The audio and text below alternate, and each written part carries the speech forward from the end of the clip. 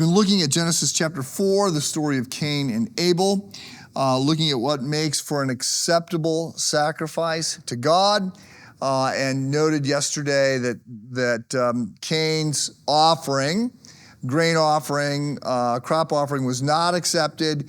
Abel's was. Said there's different ideas about what's going on. One idea is that it was the wrong kind of offering. It wasn't an offering, it wasn't the shedding of blood, and without the shedding of blood, there could be no forgiveness. The other argument is that it wasn't the best that Cain had.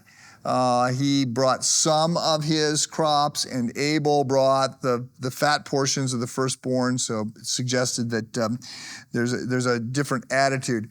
And that leads to the third, and that's just this suggestion that Cain's heart is already in trouble. And Cain is trying to stand before God and negotiate or pay his way, and that Abel is on the other side of that divide. He understands everything is God's, and that we are reconciled to God by grace through faith. And he probably, he is coming in humility, he is coming in honor, and Cain is coming more with a self-righteousness, which of course is not ultimately a satisfactory offering before God. So Abel comes in humility and faith, thanking God for what God is doing, and Cain comes with this idea of trying to pay his way forward, to placate God, to stand before God in his own merit, and he makes a mess of things. And that's what we read. Verse 6. The Lord said to Cain, "Why are you angry?" So Cain's angry because his offering hasn't been accepted. "Why are you angry? Why is your face downcast?" And remember, God never asks a question because he needs information. He's asking a question to help us or to help someone think through and to sort of recognize what's going on. He's starting a conversation. "Why are you angry? Why is your face downcast? If you do what is right, will you not be accepted?" So, look, there's an opportunity here for you to fix this. There's an opportunity for you to move in the right direction.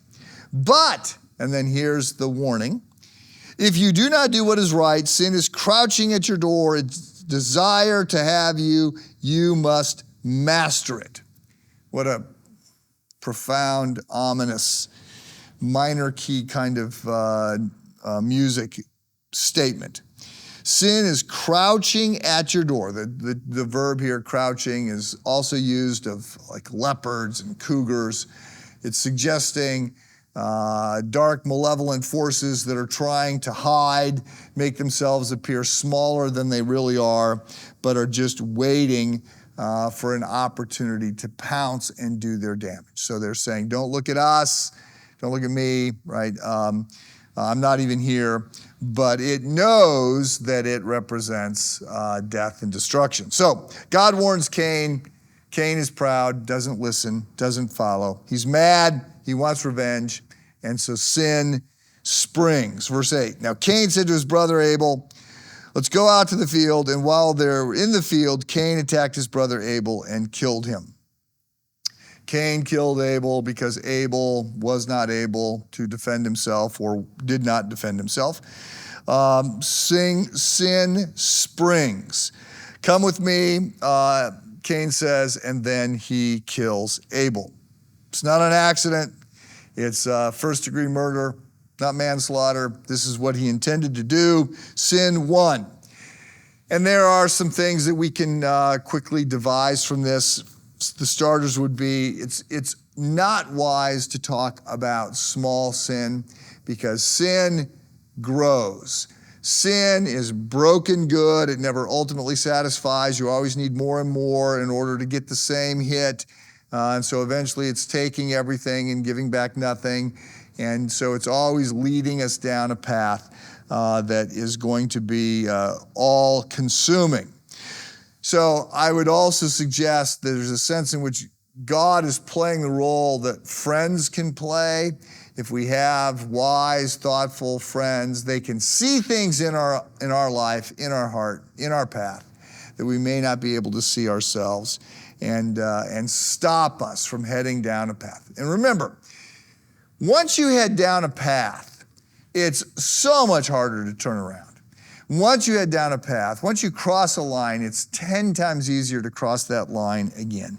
Sin leaves a mark on our soul. It twists our heart. It makes us harder, more callous, less able to hear the still small voice of God. So it's always better to stop sin as quickly as we can. Much here. We'll continue. Have a good day.